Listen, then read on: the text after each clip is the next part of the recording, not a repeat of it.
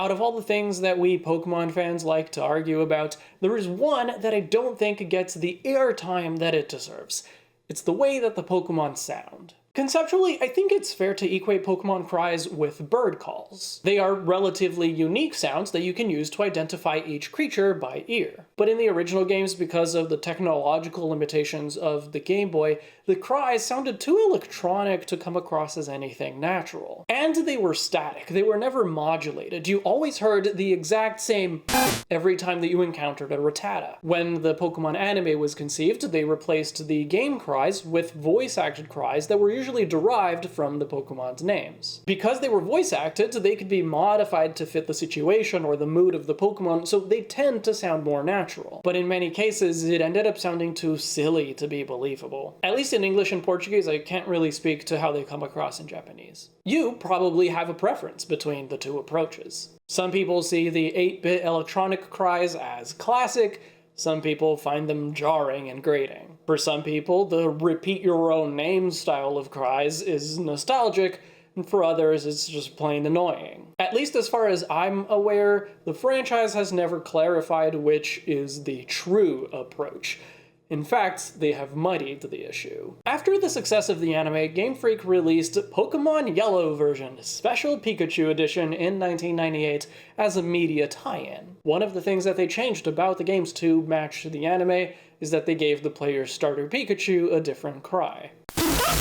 It was name-based, like in the anime. It was voice-acted by Ukue Otani, just like in the anime. They even had multiple different voice lines that could be used in different situations.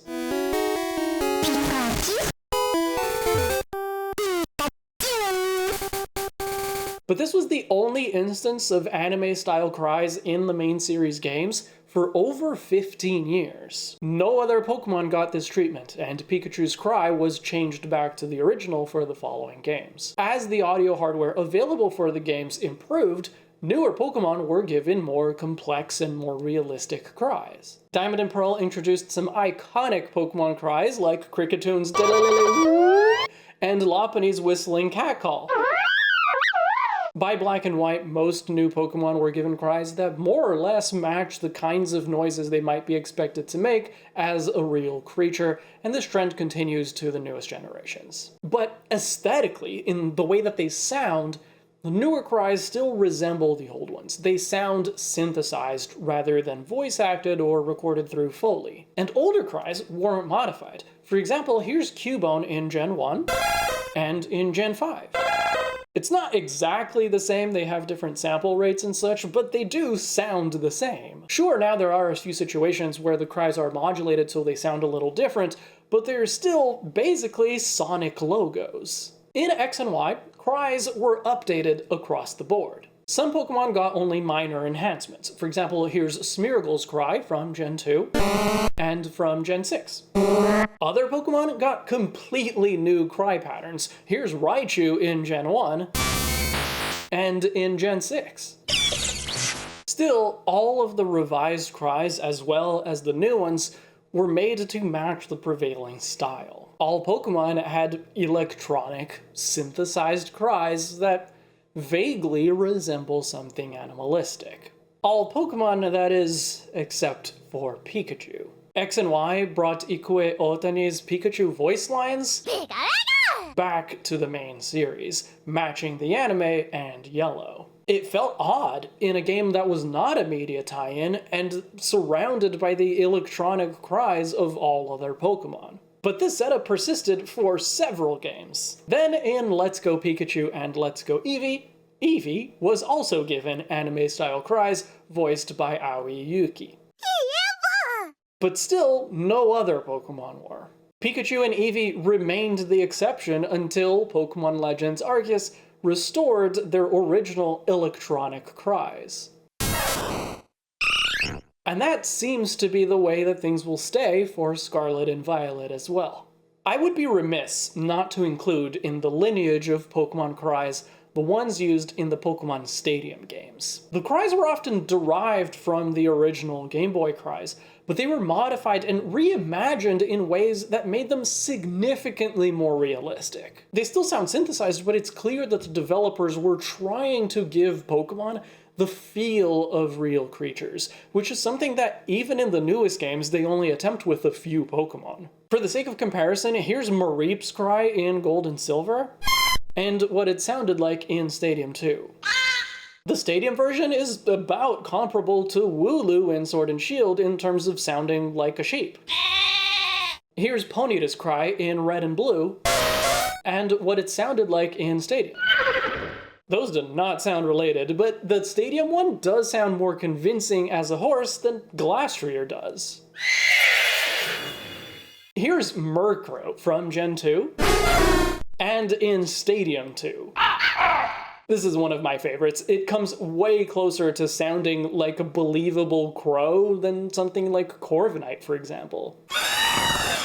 The Stadium cries function much like the newest Pokemon cries do. They are still little more than Sonic logos for the Pokemon, but they hint at a vision of the Pokemon world as a world populated by real creatures, not just characters used to sell toys. I played Stadium, and especially Stadium 2, so much as a child that I often forget that those cries were not the originals. Murkrow in particular, if I think of Murkrow's cry, it's a shame that those cries were not reused, not even when the overhaul happened in X and Y, or when the series jumped to home consoles in Let's Go and Gen 8.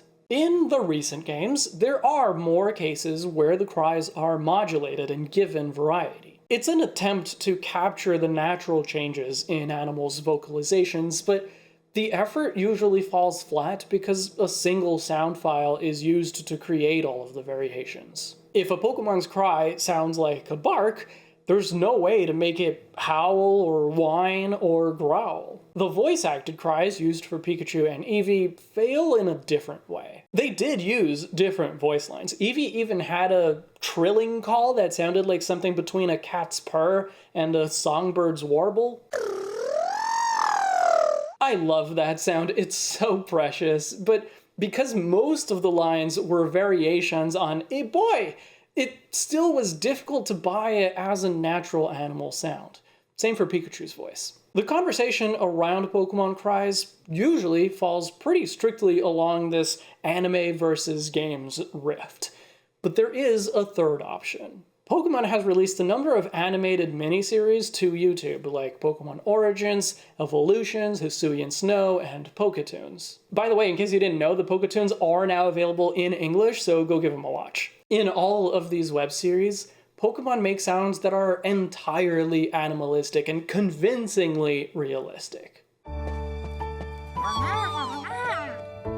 There are a few exceptions to this in the Poketoons, most notably in Jigglypuff's song, but in almost every episode of almost every web series, Pokemon can make a range of grunts, roars, chirps, squeaks, and any other vocalizations that might make sense for the kind of creature that they are. They are neither the say your name cries from the anime, nor the Sonic logos from the games, but a completely different approach to cries that for once actually lets Pokemon feel like truly natural, believable creatures. If this approach to Pokemon cries could be replicated in the main series games, Pokemon would feel more alive than they ever have. Let me know where you fall on this.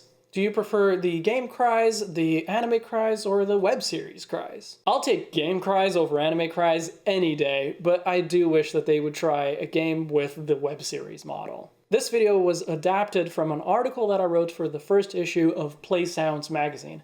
Check it out at the link in the description. And thank you to all of the Libros who support my work through Patreon and YouTube channel memberships. If you want to become one of the Libros, you can go to patreon.com/UmbreonLibris or click the join button. Patrons have the option of donating more and getting more perks, but channel members get access to some exclusive emotes for comments and live streams. Special thank you as always to Cherish patron Wispy Whitesmoke and luxury patrons Ethan from Chicago, Freebird Nerd, and Seafood Dinner. Thank you for watching. I'll see you in the next chapter.